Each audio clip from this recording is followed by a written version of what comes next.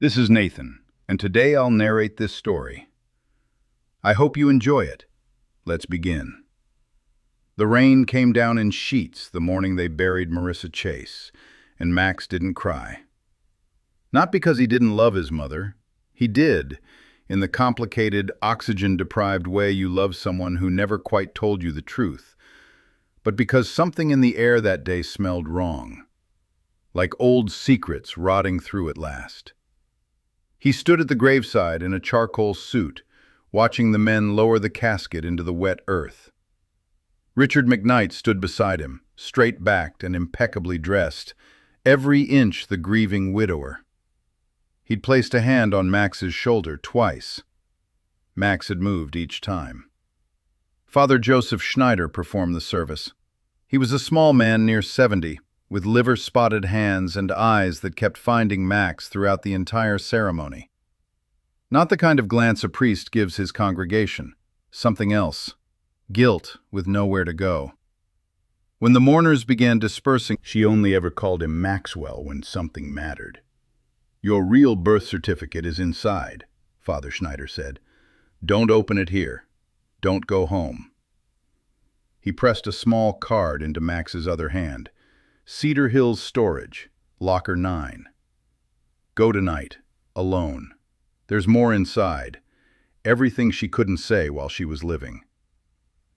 Max's phone buzzed in his jacket pocket.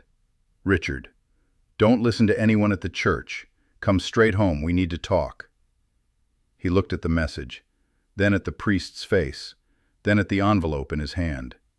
He slipped everything into his jacket, thanked Father Schneider, and walked out through the rain to his car. He did not drive home. Cedar Hills Storage sat on the east edge of town, a compound of gray, corrugated metal and flickering security lights that nobody seemed motivated to fix. Max arrived at 11:15. The attendant in the booth was watching something on his phone, headphones in, and waved him through without looking up. He found Locker 9 at the end of the second row. A key had been taped to the back of the card. He turned it. The metal door rolled up. Inside, a black duffel bag, a box of documents tied with red string, and a framed photograph wrapped in brown paper. He unwrapped the photograph first. Two people he'd never seen, a man and a woman, young, laughing in front of a lake. The man had Max's jaw, Max's eyes, even the same slight tilt to the fingers. He set the photo down carefully and opened his mother's envelope. The birth certificate was certified, state seal intact. His name, Maxwell Brent Robertson. Mother, Marissa Ann Robertson. Father, Brent Thomas Robertson.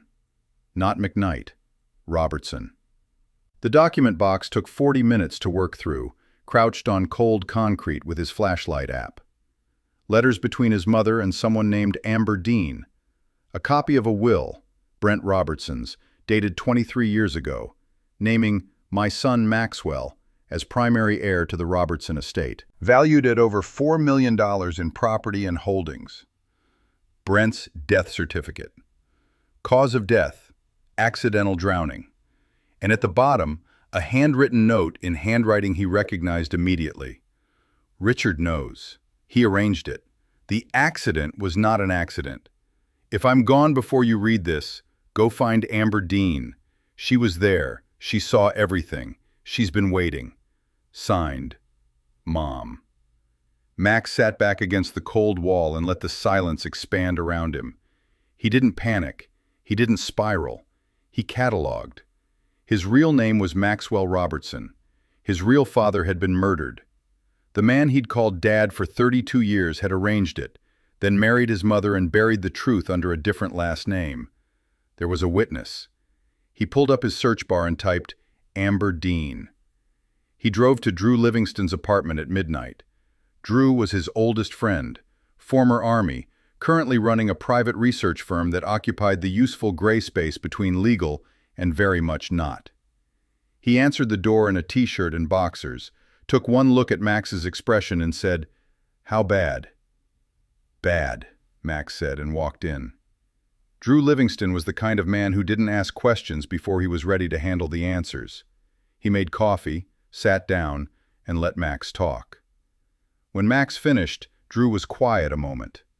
"Richard McKnight's been practicing family law in this city for 30 years. He has judges on his Christmas card list." "I know.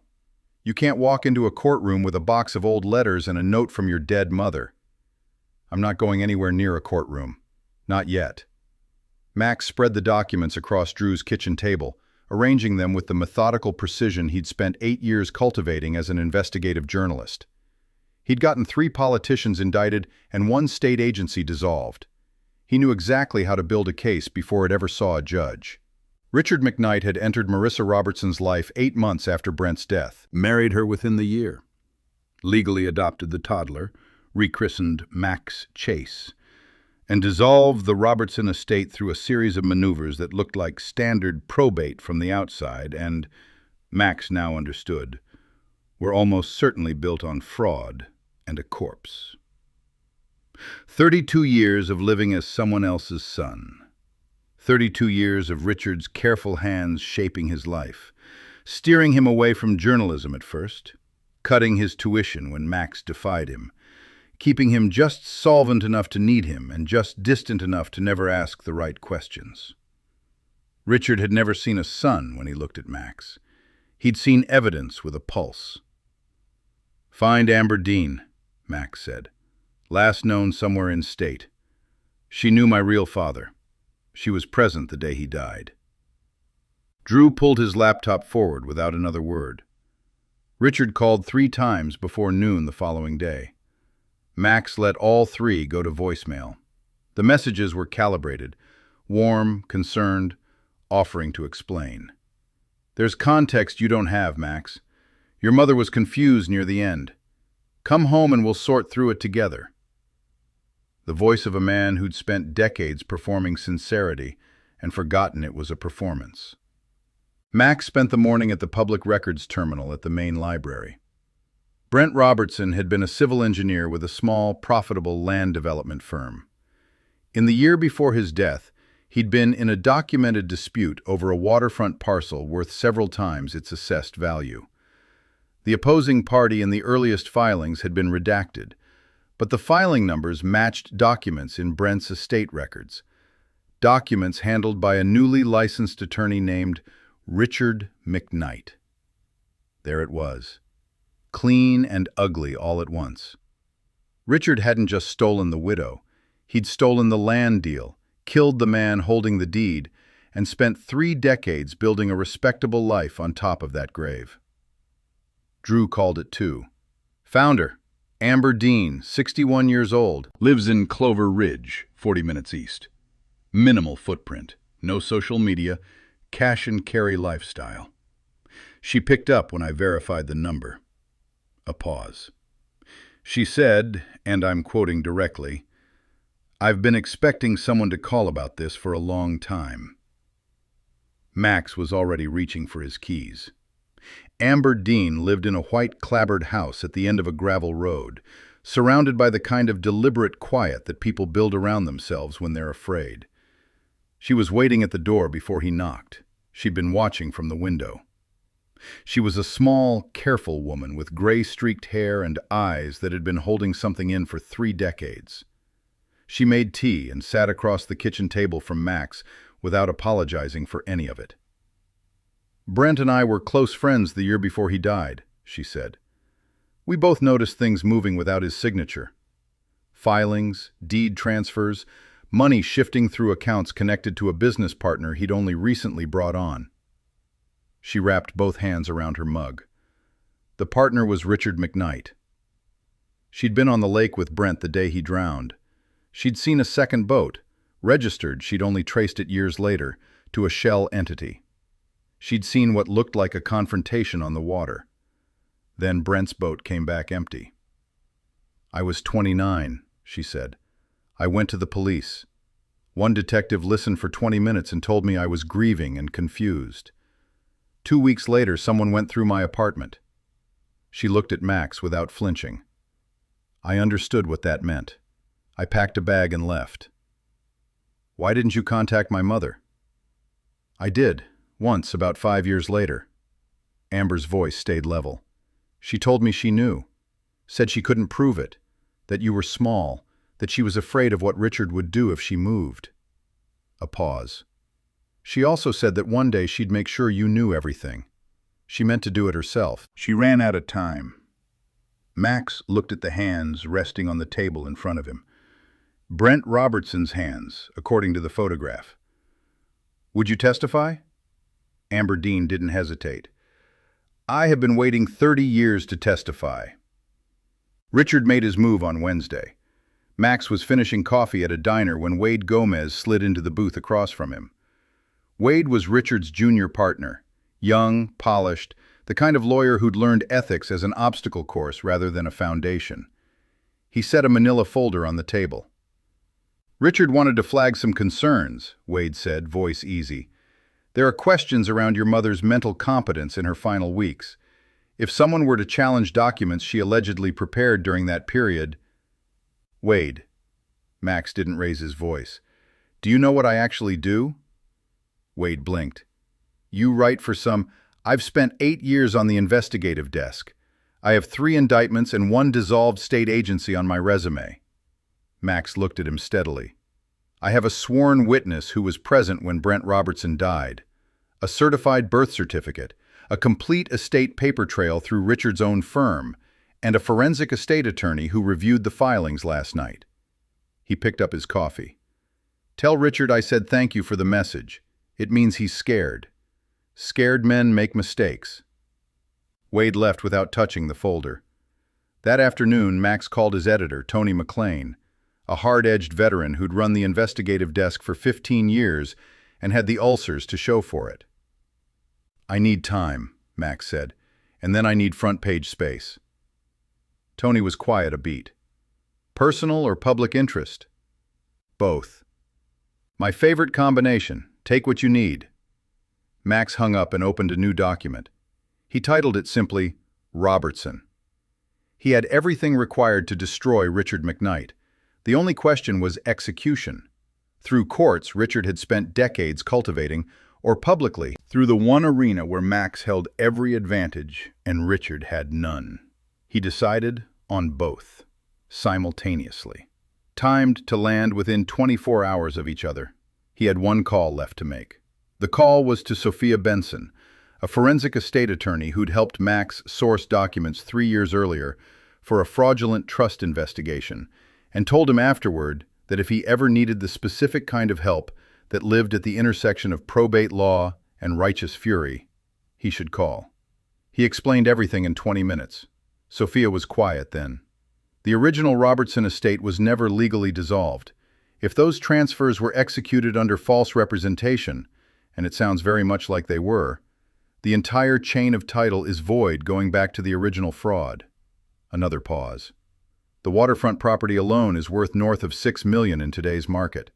That's before we address what was stripped from the operating accounts. Can you file this week? I can file Thursday morning. But Max, Richard will be notified same day. He'll have lawyers moving by noon. That's fine. Max surveyed the wall of his apartment where he'd mapped the full timeline in document copies, photographs, dates, and red string. By the time his lawyers start moving, it'll already be public. The article had taken 4 days to build, not a blog post. A full investigative feature, 14,000 words, sourced and verified, with Amber Dean's account, the estate documentation, the certified birth certificate, the void transfers, and a legal commentary from Sophia. Drew had quietly located 2 additional sources, a former clerk who'd left Richard's firm under uncomfortable circumstances, and a retired detective who'd worked Brent Robertson's drowning case and, as it turned out, had been visited personally by Richard McKnight 3 days before officially ruling the death accidental. The piece named Richard McKnight in the headline. It was scheduled to publish at 6 a.m. Thursday. Sophia would file at 9. Max had one thing left to do before then. He drove to Richard's house Wednesday evening, not to warn him, not to beg for explanations, to stand in front of the man who'd stolen his name, his father, and 32 years of the truth, and let him see that it was already over. Richard answered the door in his reading glasses, bourbon in hand, the portrait of a man unbothered. He saw Max, and his face arranged itself into practiced relief. "Max, finally! "Come in." "I'm not coming in." Max stood on the front step, hands loose in his jacket pockets. He looked at Richard, really looked, the way he should have years ago. The jawline, the eyes, the bearing. Nothing there that resembled him. He wondered how he'd missed it. The answer, of course, was that he'd had no reason to look. Richard had made sure of that. "I came to tell you I know everything," Max said. "Not a version of it, not rumors, everything. Brent Robertson, the land deal, the boat, the detective you visited 3 days before he closed the case, the shell transfers through your firm." He watched Richard's face go completely still, the practiced warmth draining out like water from a cracked vessel. "I have a witness. I have the paper trail. I have a forensic estate attorney who spent last night reviewing the filings." Richard took a slow sip of bourbon. His voice, when it came, was almost admirably steady. "Those are serious allegations." "They stopped being allegations when I got the certified copies." Max tilted his head slightly. "I wanted you to hear it from me, face to face, because you spent 32 years looking me in the eye and lying, and I thought you deserved to know what that feels like from the other direction." He turned and walked back to his car. Behind him, the front door closed. Then, a few seconds later, the muffled crash of something hitting the floor. Glass, maybe. Or bourbon. Or the sound a man makes when he finally understands he's been outmaneuvered by the person he spent a lifetime underestimating. Max drove home and slept better than he had in years. The piece published at 6:03 Thursday morning. By 8, it had been shared over 1,000 times. By 10, regional news stations were running it as a developing story. By noon, Richard McKnight's firm had released a statement calling the article defamatory and baseless, which held for approximately 4 hours before being quietly deleted when it became clear that the 23 documents attached to the article were neither. Sophia filed at 9 as planned. The estate claim landed in probate court with full documentary support. The fraudulent transfers, the void chain of title, Amber Dean's sworn affidavit. A separate criminal referral, assembled from the same evidence package, went to the state attorney's office before lunch. Wade Gomez resigned from the firm by noon. His resignation letter, which somehow found its way to Tony McLean's desk by afternoon, mentioned irreconcilable ethical concerns, without specifying them. He didn't need to. The retired detective gave a statement to a local news crew outside his home at 2 o'clock. He said he'd made a mistake, that a man of influence had spoken to him, that he was sorry it had taken this long. Richard McKnight was arrested at his office at 4:40 p.m. 2 initial charges, fraud and obstruction of justice. The DA's office had already opened a separate inquiry into the circumstances of Brent Robertson's death, an inquiry that, given the evidence assembled, was unlikely to stop at the paperwork. Max watched the arrest footage on his phone in the diner parking lot where Wade Gomez had tried to threaten him 9 days earlier. He felt no particular elation. Something quieter than that. A settling. Like a debt that had always existed being finally entered into the right ledger. Drew called. "How are you?" "Strange," Max said honestly. "Like I've been carrying something heavy for a long time, and now my hands don't know what to do with themselves." "That passes." A beat.